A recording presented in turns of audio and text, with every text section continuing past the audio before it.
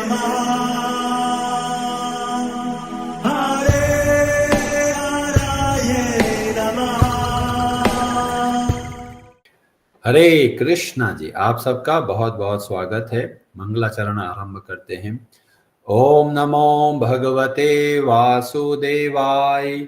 ओम अज्ञानतिमिरान्धस्य ज्ञानाञ्जनशलाकया चक्षुरोन्मीलितं येन तस्मै श्रीगुरवे नमः। नमः ओम विष्णुपादाय कृष्णप्रेष्ठाय भूतले श्रीमते भक्तिवेदांत स्वामिनिति नामिने। नमस्ते सारस्वते देवे गौरवाणी प्रचारिणे निर्विशेष शून्यवादी पाश्चात्य देश तारिणे। जय श्री कृष्ण चैतन्य प्रभु नित्यानंद श्री अद्वैत गदाधर श्रीवासादि गौर भक्त वृंद। हरे कृष्ण कृष्ण कृष्ण हरे हरे, हरे राम राम राम हरे हरे।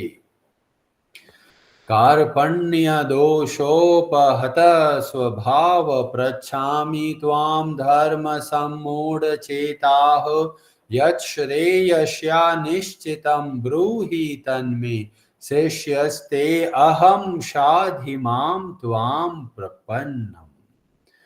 हरे कृष्णा जी, भगवद गीता अध्याय 3 श्लोक नंबर 4 आरंभ करते हैं। ब्रजेश्वरी जी, आप पढ़ेंगे संस्कृत। हरे कृष्णा। न कर्मणामनारम्भान् नैष्कर्म्यं पुरुषो अश्नुते न च सन्न्यासनादेव सिद्धिं समधिगच्छति। हरे कृष्णा। हरे कृष्ण। न नहीं, कर्मणाम नियत कर्मों के, अनारंभात न करने से, नैष्कर्म्यम कर्म बंधन से मुक्ति को, पुरुषः मनुष्य अश्नुते प्राप्त करता है, न नहीं च भी संन्यसनात् त्याग से, एव केवल सिद्धि सफलता समधिगच्छति प्राप्त करता है। न तो कर्म से विमुख होकर कोई कर्म फल से छुटकारा पा सकता है और न केवल संन्यास से सिद्धि प्राप्त की जा सकती है। हरे कृष्णा जी, भगवान श्री कृष्ण अर्जुन के प्रश्न का उत्तर देते हुए अब आरंभ करते हैं कि अर्जुन का जो प्रश्न था कि उनके लिए क्या सही है वह आप बताइए। तो भगवान श्री कृष्ण ने आरंभ किया कि 2 प्रकार की निष्ठा है, एक है सांख्य और दूसरा है कर्म योग। अब यहाँ से 3-4 श्लोकों में भगवान बताएंगे कि जो लोग सांख्य योग का आचरण करना चाहते हैं और अगर ढंग से नहीं करेंगे तो वास्तव में क्या हानि हो जाती है।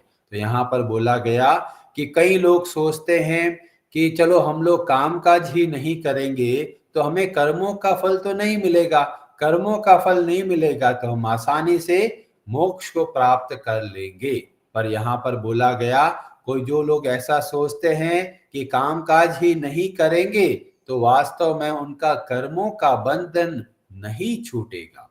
और कई लोग सोचते हैं अरे जीवन में बहुत तकलीफ है, वाइफ भी भाग गई है, बच्चे लोग कहना नहीं मानते, चलो साधु बन जाते हैं। तो भगवान बोलते हैं जो इस तरीके से घर का त्याग करके जंगल में जाने का सोचता है तो केवल बाहर से त्याग करने वाला सिद्धि को प्राप्त नहीं कर सकता। तो ये बहुत महत्वपूर्ण श्लोक है। कई लोग ऐसा सोचते हैं अरे भगवत गीता पढ़ लेगा तो साधु बन जाएगा, घर बार छोड़ देगा, घर की जिम्मेदारी छोड़ देगा। पर जब हम भगवत गीता को ध्यान से समझते हैं तो हमें पता चलता है अर्जुन तो जाना चाहता था कि भाई मुझे परिवार से कोई लेना देना नहीं है, मैं तो जाके भीख मांग लूंगा। पर भगवान उसको बुला रहे वापस, वहां कहीं नहीं जाना है, अपना जो दायित्व है उसको अच्छे से निभाना है। और इसीलिए हर एक व्यक्ति को भगवत गीता का अध्ययन करना है, क्योंकि भगवत गीता हमको प्रेरणा देती है कि हमारा जो दायित्व है उसको किस तरीके से करना है। पर कई लोग ऐसे होते हैं जो जीवन के दुखों को देखकर घर बार छोड़ने की तैयारी करते हैं। कई लोग सोचते हैं, अरे मैं मोड़ा हो जाता हूँ, मुंडन कर लेता हूँ, जाके गंगा जी के पास में तट पर कुटिया बना के रहूंगा। ऐसा करने से कोई सिद्धि को प्राप्त नहीं कर सकता, क्योंकि वास्तव में भगवान हमको बताते हैं मूल कारण कर्मों के बंधन का हमारी है आसक्ति। जैसे कोई बंदर होता है, वो जंगल में तो रहता है पर परिवार में बहुत मोह रखता है, तो उसको बोलते हैं मरकट वैराग्य। तो ऐसे कोई व्यक्ति आश्रम में चला जाता है, सोचता है अब तो मैं जीवन के बंधनों से मुक्त हो गया, तो भगवान बोलते हैं ऐसा नहीं होता। उसको सही तरीके से जब पूर्ण रूप से हमारा हृदय शुद्ध हो, तब अगर कोई व्यक्ति आश्रम में जाता है तो वास्तव में वह लाभ ले सकता है। नहीं तो भगवान का स्पष्ट उपदेश है कि हमारा जो दायित्व है, पति है, पत्नी है, बेटा है, बेटी है, जो जो आपका दायित्व है उसको बहुत अच्छे से निभाना है। जैसे बड़े बड़े राजाओं का वर्णन मिलता है, उन्होंने बहुत अच्छे तरीके से अपना सारा दायित्व निभाया और उसके बाद में वे जाते हैं रिटायरमेंट लेकर भगवान की पूर्णतया भक्ति करने है। पर जो लोग पूरे मन से शुद्ध नहीं हुए और साधु बन गए, वो वास्तव में समाज में उपद्रव करते हैं। आप लोग देखते हैं मंदिर के बाहर इतने लोग भिखारी लोग बैठे रहते हैं, ये कोई साधु नहीं है, ये जीवन के तकलीफ को पाकर बैठ गए। पर वास्तविक साधु जो होते हैं, वो चाहे जंगल में हो चाहे समाज में हो, उनका एक उद्देश्य रहता है समाज का कल्याण कैसे हो।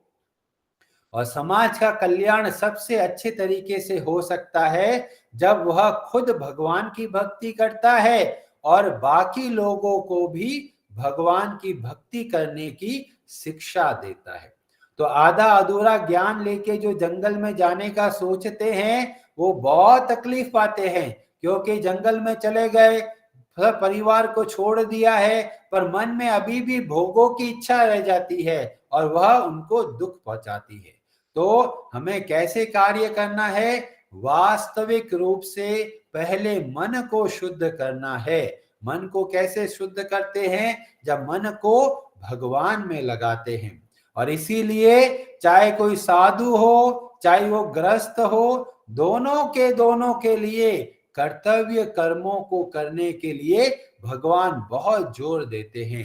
5वें अध्याय के 11वें श्लोक में भगवान श्री कृष्ण बोलते हैं, कायेन मतलब शरीर के द्वारा, मनसा मन के द्वारा, बुद्धया बुद्धि के द्वारा, केवलई इंद्रियई प्रपि, इंद्रियों के द्वारा क्या करना है और क्या करते हैं योगी लोग? योगिनः कर्म कुर्वन्ति, अपना जो दायित्व है उसको वो अच्छे से निभाते हैं। किस लिए निभाते हैं? संगम त्यक्तवा आत्म शुद्धये, अपने खुद की शुद्धि के लिए अपना सारा दायित्व को अच्छे से निभाना है।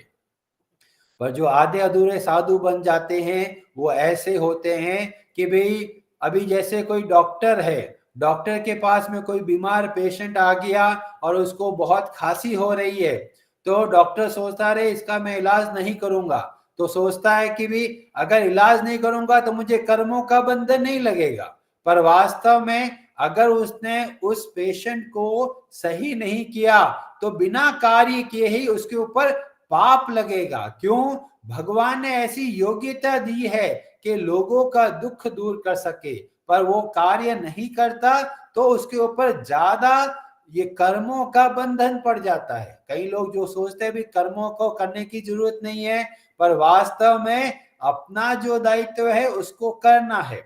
जैसे पुलिस वाला है, उसका जो दायित्व है भी प्रजा की सुरक्षा करना, पर वो सोचता है मैं तो कुछ काम नहीं करूंगा, तो उसके ऊपर ज्यादा पाप लगेगा। क्यों? क्योंकि उसका दायित्व है कि भाई प्रजा की रक्षा के लिए कार्य करना। इसीलिए भगवत गीता जगह जगह पर हमको प्रेरणा देती है कि चाहे आप साधु बन गए, घर परिवार छोड़ दिया है, या फिर घर में रहते हैं, परिवार में रहते हैं, दोनों के लिए कर्तव्य कर्मों को बहुत अच्छे तरीके से करना है। पर जो लोग सोचते हैं ये कर्मों का बंधन है और इसीलिए कर्मों का त्याग कर देते हैं, तो ऐसे जो लोग होते हैं वो वास्तव में सिद्धि को प्राप्त नहीं करते। और इसीलिए हमें प्रेरणा मिलती है कि जो भी अवस्था है हमारी, उस अवस्था में रहकर सारे के सारे दायित्वों को, रेस्पॉन्सिबिलिटीज को बहुत अच्छे तरीके से करना है। पर करना कैसे है? योगस्थ कुरु कर्माणि, इस तरीके से कार्य करना है कि सब कुछ भगवान का है और भगवान का समझ कर जो जो हमारा दायित्व है, जो जो हमारी योग्यता है, उसके हिसाब से बहुत अच्छे तरीके से कार्य करना है। 1500 एडी के समय बंगाल के जो राजा थे, सुल्तान, जिसका नाम था अलाउद्दीन हुसैन शाह, और उनके दो बहुत प्रमुख मंत्री थे, एक थे दाबिर खास और दूसरा था सरकार मलिक। ये दोनों वास्तव में ब्राह्मण थे, पर किसी कारणवश उनको इस जो नवाब थे उनकी सेवा करना पड़ा।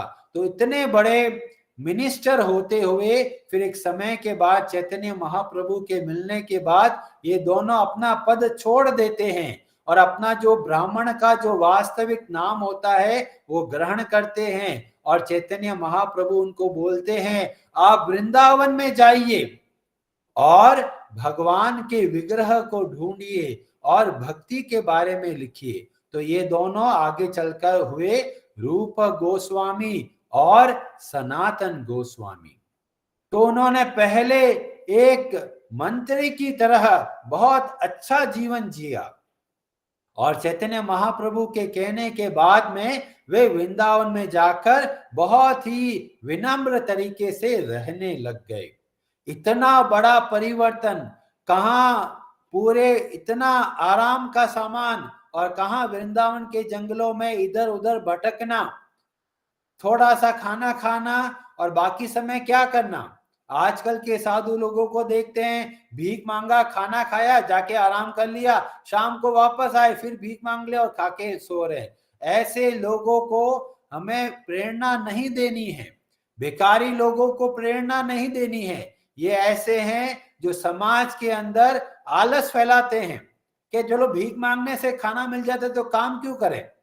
पर जो वास्तविक साधु होते हैं, जो वास्तविक भिक्षु होते हैं, वो क्या करते हैं? रूप गोस्वामी जी से हमें देखने को मिलता है।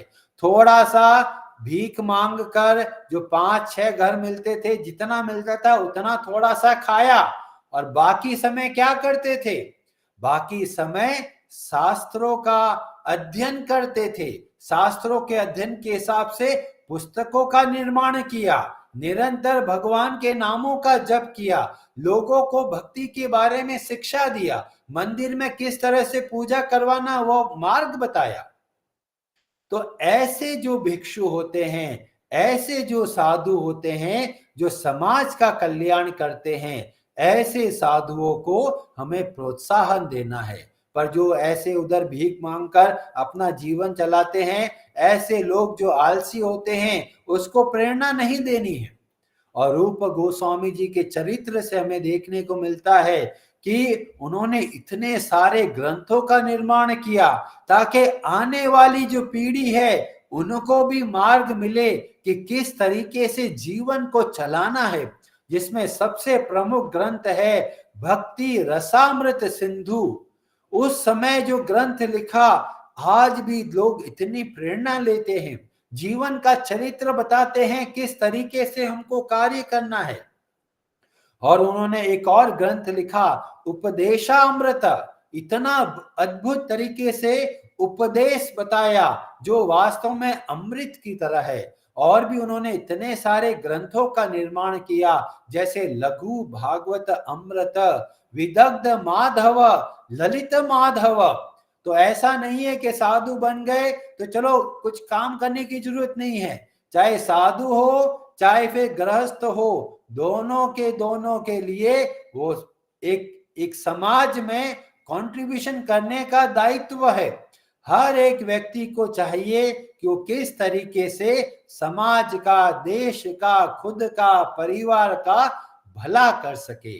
और इसीलिए चाहे कोई भी साधु हो, उनका ये दायित्व है कि वह खुद भी अच्छे से भगवान की भक्ति करे और बाकी लोगों को भी भक्ति की शिक्षा दे। जैसे कि रूप गोस्वामी जी, सनातन गोस्वामी जी के चरित्र से हमें सीखने को मिलता है। हरे कृष्णा जी, आप सबका बहुत बहुत धन्यवाद। आप में से किसी का कोई प्रश्न हो, आप अपना हाथ खड़ा कर सकते हैं।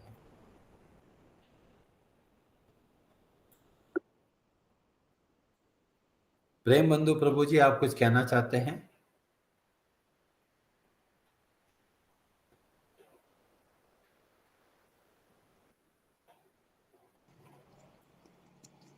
हरे कृष्णा प्रभु जी। हरे कृष्णा जी।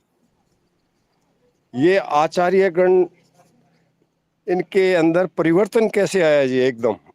इतनी बड़ी पोस्ट पर रहते हुए इन्होंने कैसे डाइवर्जन किया?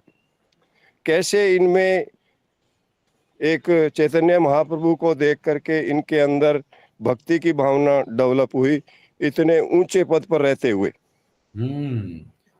बहुत मुश्किल है कि एक बार अगर आराम की जिंदगी मिल जाए और फिर कठिनाई मिलती है तो बड़ा दुख होता है। पहले जो बहुत बड़े पद पर रहे हुए आईएएस ऑफिसर होते हैं, सब लोग, आसपास के लोग सलाम ठोकते हैं, और बाद में जब आईएएस ऑफिसर नहीं रहते तो कोई पूछता नहीं है। तो बाहर की सुविधा भी छूट जाती है, भीतर से भी अपनापन ऐसा लगता है, अरे लोग मुझको पूछते नहीं है, पहले हर कोई मेरे साइन के बिना काम नहीं करता था। तो इतना बड़ा परिवर्तन है। और ये कैसे संभव हुआ? साधु संग। श्री चैतन्य महाप्रभु के संग में आकर उनको पता चला कि जीवन का लक्ष्य क्या है और किस तरीके से उनको कार्य करना है।